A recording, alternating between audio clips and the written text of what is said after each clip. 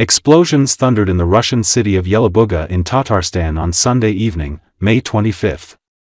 As stated by the head of the Center for Countering Disinformation under the National Security and Defense Council, Andrey Kovalenko, drones attacked a factory producing Shahed-type drones, which the Russians use to attack Ukraine every day.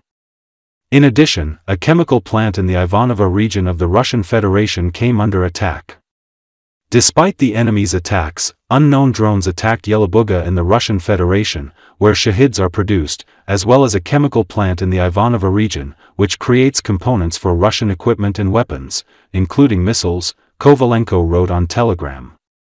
It should be noted that the city of Yelabuga lies on the right bank of the Kama River, 1,200 kilometers from Ukraine. As reported by the Russian Telegram channel Astra, explosions thundered in Kineshma, Ivanovo region. According to local residents, the Dmitrievsky chemical plant was attacked. The Ivanovo Region Operational Headquarters confirmed the UAV attack in Kineshma and announced that it had been repelled. A UAV wreckage was recorded in the industrial zone. According to preliminary information, there are no casualties. An outbuilding for storing packaging was damaged.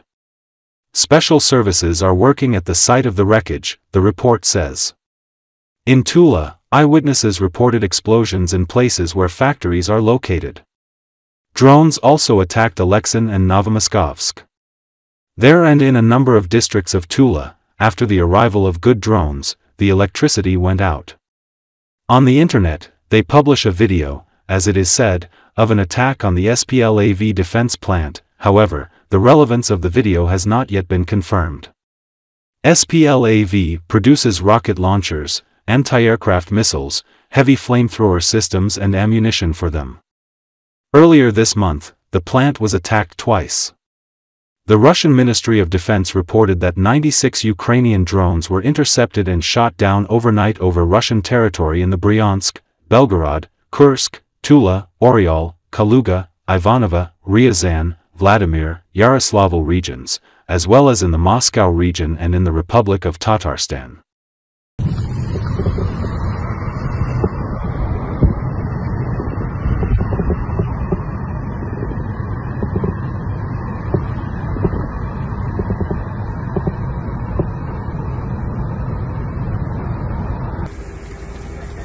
Бать, пошел вниз.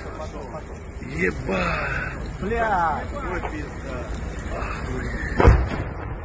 Ничего себе. Вот это перелет. Ебать. Вот они по заводу уже хуйня. По заводу, блядь. Блядь, я как на работу идти завтра, блядь. Ебать. Ебать. По нам сейчас не пойдем. Ебать, что за хуйня? Ебать. Ебать. По нам сейчас не пойдем. Ебать, что за хуйня? The main intelligence directorate of the Ukrainian Defense Ministry has destroyed a Russian military fuel train in the occupied territory of the Zaporizhia region. The information and footage of the operation were released by the main intelligence directorate. The main intelligence directorate strike drone struck the moving train. As a result, an explosion and fire occurred in a train consisting of dozens of tankers. According to the information, at least 3 tankers filled with fuel were destroyed. The incident occurred on the Verkhny-Tokmak-Molokansk-Fyodorovka railway line. Railway traffic has been suspended in the Zaporizhia region and the Crimean Peninsula.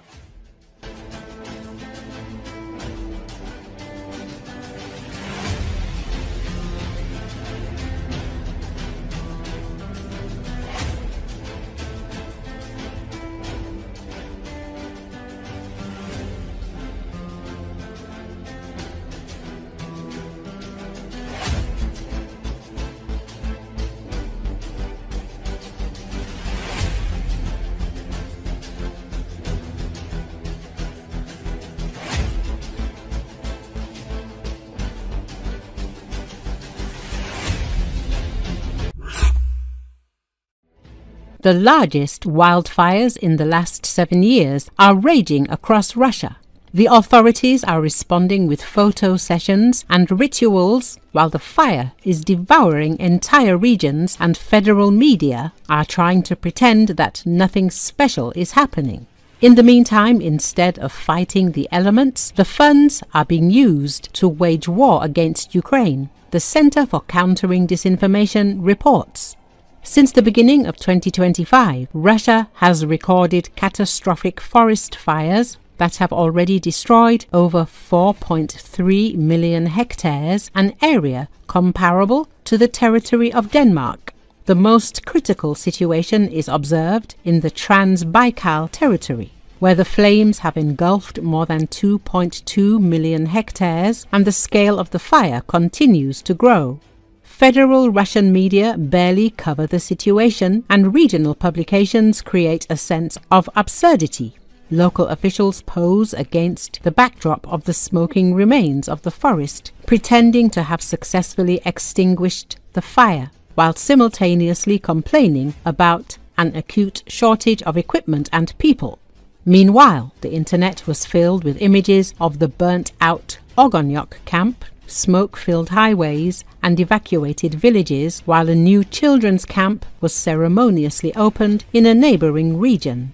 Against this backdrop, hundreds of residents of Transbaikalia came out to the river to perform a Buddhist ritual to call for rain in the hope that the sky would be more generous than the state.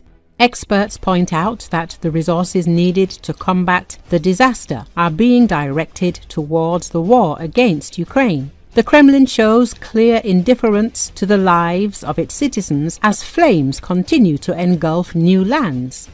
Earlier, media reported that numerous regions of Siberia were hit by a destructive natural disaster. Forest fires are rapidly spreading amid hurricane winds and the dust storms, destroying residential buildings and infrastructure in populated areas. Strong hurricanes and forest fires engulfed the Irkutsk region, Khakassia, and Krasnoyarsk Krai. The fire came close to federal highways and spread to residential buildings. In some settlements, entire villages burned down. Khakassia authorities say that the villages of Kalinino, Sarpovago, Novoenisika, and Ochursky village council suffered the most. In Abakan, Chernogorsk, and Ust-Abakansky district, the wind damaged the roofs of residential and social buildings and power outages were recorded. A state of emergency has been declared in the republic.